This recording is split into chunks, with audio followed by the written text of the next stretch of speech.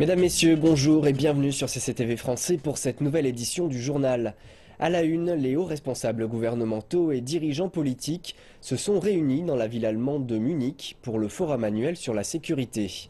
Au programme de cette année, le conflit syrien, la crise en Ukraine, la question des réfugiés ainsi que la menace terroriste.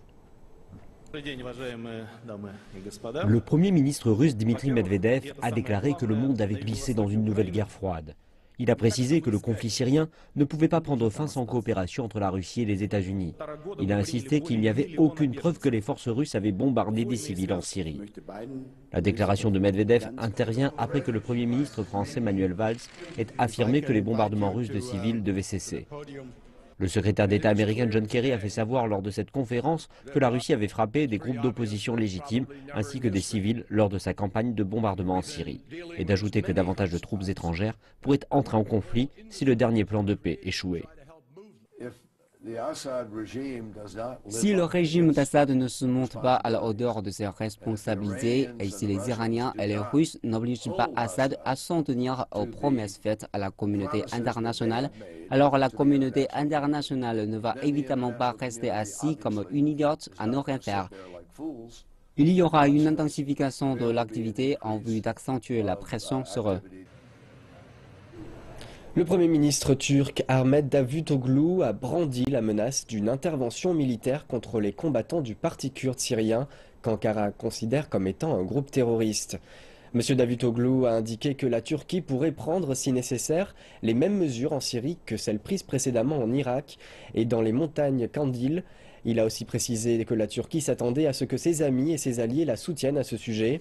Dans le même temps, l'armée syrienne continue de progresser contre les combattants soutenus par l'étranger. La télévision d'État syrienne a annoncé que les troupes de l'armée syrienne avaient pris la ville de Tamoura samedi, offrant ainsi une base de surveillance de l'ensemble de la ville rebelle d'Ayan et des parties nord-ouest de la ville d'Adam. Les troupes américaines présentes en Afghanistan ne joueront plus un rôle actif dans la lutte contre les terroristes talibans, et ce malgré une nouvelle année de combat qui s'annonce selon toute vraisemblance très difficile. L'annonce a été faite par le commandant-chef américain sortant des forces internationales en Afghanistan. Les forces présentes en Afghanistan ne participeront plus activement au combat, sauf en cas d'attaque de l'ennemi, où elles seront habilitées à se protéger. En cas d'attaque répétée, nous rappelons alors que nous avons la capacité de protéger les forces spéciales américaines, mais aussi les forces de sécurité afghanes. Il en va de notre engagement et de notre responsabilité pour la sécurité de l'Afghanistan. C'est pourquoi on peut toujours y voir des hélicoptères Apache, des bombardiers, des drones, ainsi que d'autres équipements de combat positionnés sur place. Je tiens ainsi à rappeler que la mission dans le pays reste inchangée. La Chambre américaine des représentants américaine a voté à l'unanimité le durcissement des sanctions contre la République populaire démocratique de Corée. Tout de suite, plus de détails. Le Congrès soumettra le texte au président Barack Obama. Les législateurs souhaitent que Washington, les Nations Unies et les autres gouvernements tiennent une position claire envers Pyongyang. La nouvelle loi adoptée inclut des sanctions secondaires contre toute personne ou entreprise commerçante avec la RPDC. Les nouvelles sanctions proposent de punir quiconque aidera le régime de Pyongyang dans la prolifération d'armes de destruction massive, dans l'acquisition de matériel de guerre, dans l'importation de produits de luxe, dans le non-respect des droits de l'homme et dans toute activité de cyberterrorisme. Les sanctions prévoient la saisie d'actifs, l'interdiction de visas et le refus de contrats publics américains. La Chine a déclaré qu'elle soutiendrait une résolution du Conseil de sécurité des Nations Unies visant à faire payer à la République populaire démocratique de Corée, indiquant que cela pouvait également être utilisé pour cibler la Chine. La RPDC sous le coup de sanctions de l'ONU depuis son premier essai nucléaire en 2006. Elle a mené 3 autres essais depuis, dont un le mois dernier. Wang Yi déclare que l'objectif de ces sanctions est de faire revenir Pyongyang à la table des négociations et de freiner son développement nucléaire et de missiles.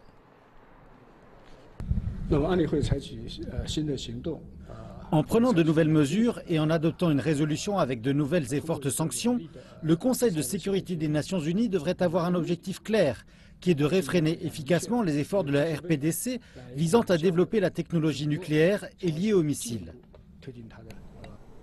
Parlons maintenant de la République centrafricaine où les électeurs sont de nouveau appelés à se rendre aux urnes pour le second tour retardé des élections présidentielles.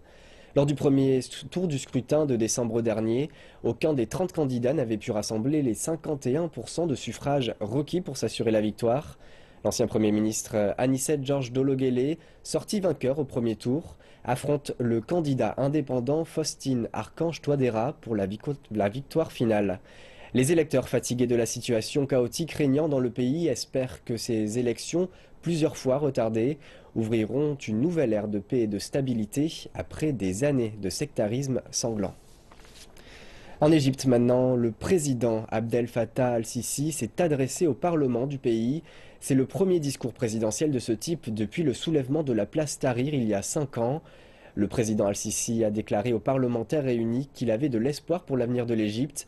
La capitale, le Caire, est toutefois restée verrouillée une grande partie de la journée. Mesures de sécurité sans précédent dans le centre du Caire.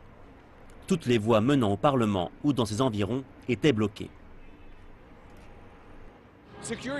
Les mesures de sécurité étaient si extrêmes que les aires de stationnement et les stations de bus comme celle-ci qui se trouvent à 2 km du Parlement ont été interdites de véhicules pour prévenir le moindre risque sécuritaire.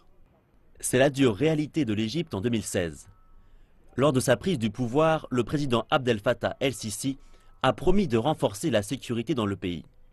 Mais les risques d'attaques terroristes sont aujourd'hui omniprésentes et les attentats à la bombe sont devenus courants. Mais au sein du Parlement, le président el-Sisi a reçu un accueil chaleureux. La grande majorité des hommes politiques qui y siègent le soutiennent. Il a donc profité de l'occasion pour délivrer un message d'espoir. Les défis auxquels notre nation fait face légitiment les inquiétudes et les peurs qui nous habitent. Mais les réalisations sans précédent qui ont été accomplies avec la volonté des Égyptiens ne peuvent que donner l'espoir et transformer cet espoir en un devoir national. Le président el-Sisi a mis en lumière les projets de développement réalisés depuis le départ de son prédécesseur en 2013.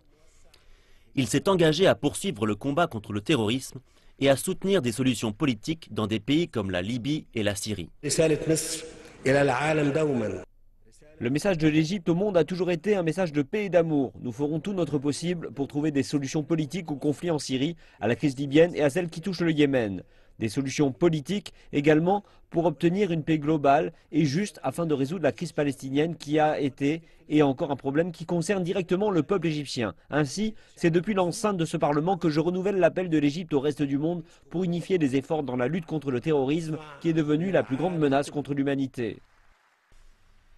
Le président el-Sisi a parlé brièvement des événements de janvier 2011 en disant que l'Égypte avait échappé de peu à une conspiration qui aurait mené le pays dans une situation équivalente à celle que connaît la Libye aujourd'hui. Il a appelé les Égyptiens à s'unir pour lutter contre ceux qui pourraient à nouveau déstabiliser le pays. Nous continuons avec les dernières informations suite à l'incendie d'un parking de Hong Kong. La police a déclaré que selon les premiers éléments, il s'agirait d'un incendie criminel et qu'une nouvelle enquête était en cours. Le feu s'est déclaré vendredi soir dans un parking du quartier de Lai Chi Kok. Plus d'une centaine de pompiers sont intervenus pour lutter contre les flammes durant 2 heures avant d'y venir à bout. Au moins 5 explosions ont été entendues par les habitants voisins. Aucun blessé n'a été signalé, mais 31 véhicules ont été détruits. Un responsable d'une société de bus a signalé avoir perdu 4 bus dans l'incident. Les étudiants iront à l'école lundi, mais il sera difficile d'organiser des bus, donc ils devront louer des véhicules.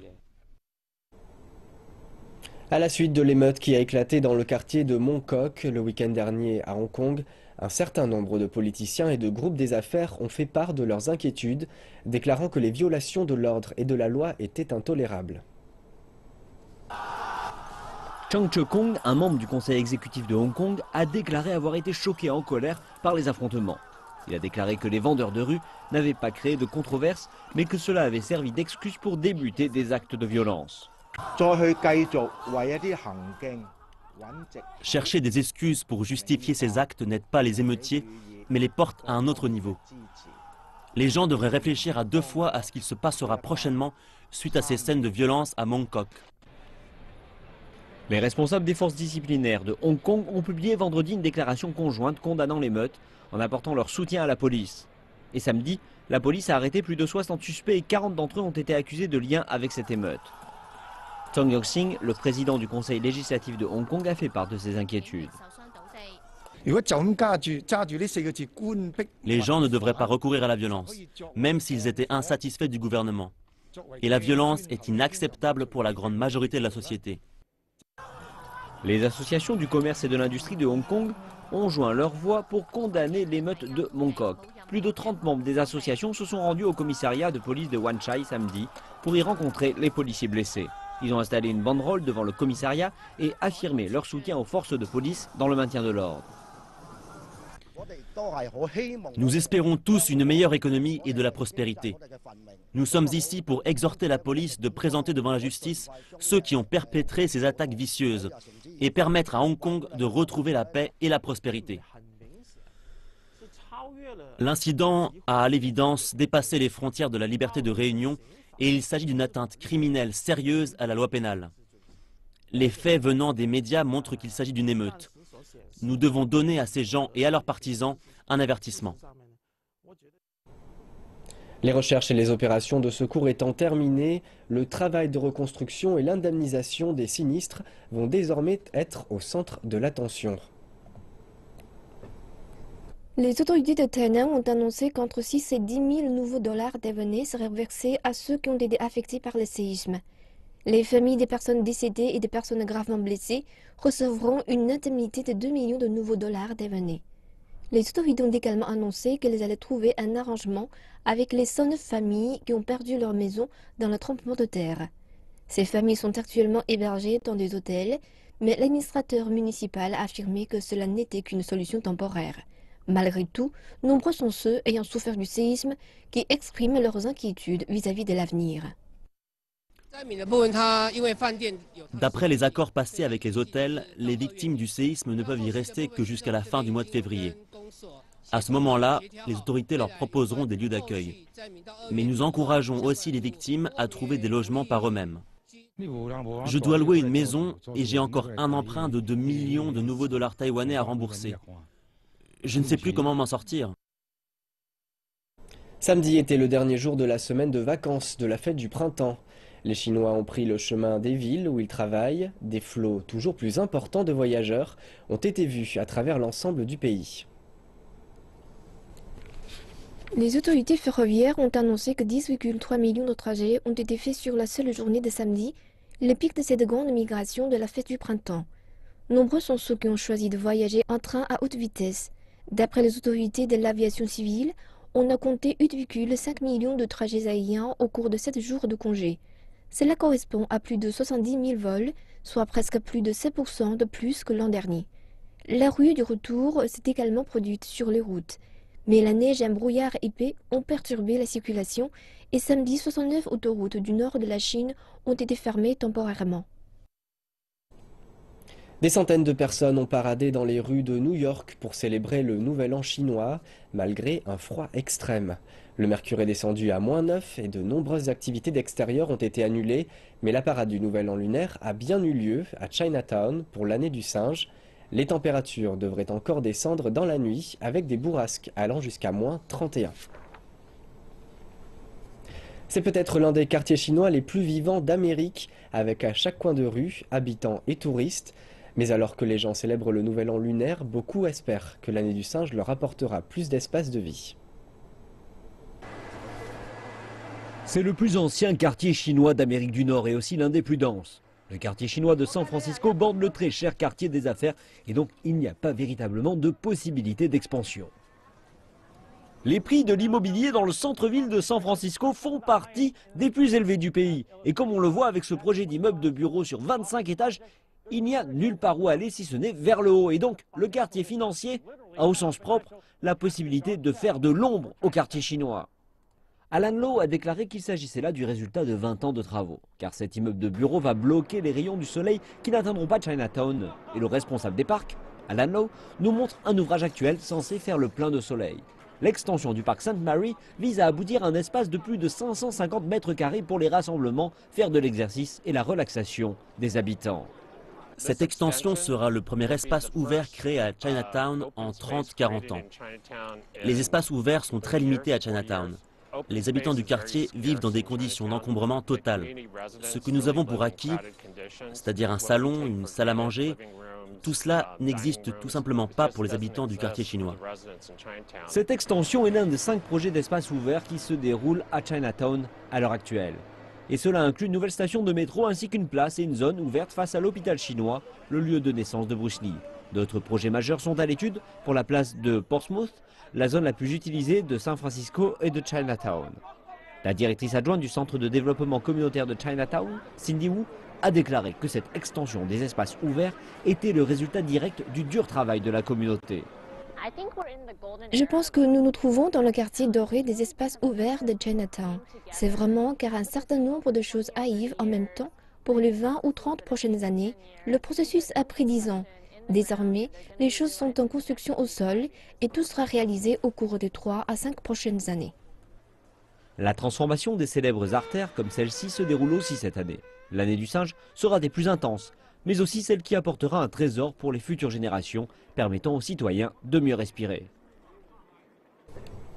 La Saint-Valentin a contaminé le monde des animaux. Au parc José Luis Bustamante à Lima, les habitants amènent leurs animaux de compagnie pour légaliser leur union et faire se reproduire leurs chers petits. Certains sont même habillés pour l'occasion, d'autres conservent leur tenue naturelle. Les maîtres reçoivent un certificat de mariage délivré par le district de San Isidro avec les empreintes digitales des époux. L'événement a pour but d'éduquer les habitants à la propreté des lieux publics, jardins, rues et parcs. Les Chinois sont de plus en plus préoccupés par la qualité de leur environnement. C'est particulièrement vrai en mer de Chine méridionale où une série de mesures très innovatrices ont été implantées pour protéger les récifs coralliens entourant l'île de Jiaoshu. L'avenir de l'île de Jiaoshu semble plus vert que jamais. Il y a plus d'immeubles que lors de notre première visite il y a 2 ans. Nous avons rencontré la famille de Chen Yihu à nouveau. Ils vivent ici avec d'autres familles dans cette communauté.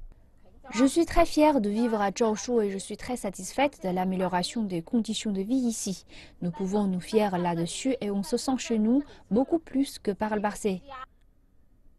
Beaucoup de choses ont changé en 2 ans. Maintenant, il y a l'électricité, un réseau 4G et l'eau courante. Mais le plus grand changement réside dans le changement de mentalité. On nous a appris à ne plus couper les arbres pour faire cuire notre nourriture et à ne plus chasser les jeunes oiseaux. On arrête de pêcher en juin pendant 3 mois. Toutes ces mesures visent à protéger les écosystèmes. En 2013, 1 an après l'établissement de Sansha, nous sommes venus à Jiaoshu. Chen Yihu et son fils Chen Siyu allaient à la pêche chaque jour. Ils avaient déjà vu le nombre d'escargots et de poissons baisser dans les eaux côtières. C'était la même année que Sansha a instauré une nouvelle réglementation pour interdire la pêche illégale. Un programme de protection pour les récifs de corail a aussi été mis en place. Le plus grand souhait de Wang Linhua était alors que la mer puisse continuer à fournir ses trésors aux pêcheurs. Aujourd'hui, elle nous a dit qu'elle pêche et fait de la sylviculture. C'est non seulement pour obtenir un revenu supplémentaire, mais c'est aussi pour assurer le mode de vie des générations futures dans l'île. Jiaoshu s'ouvre au monde extérieur, mais comment garder son charme unique, c'est une question qui demeure entière.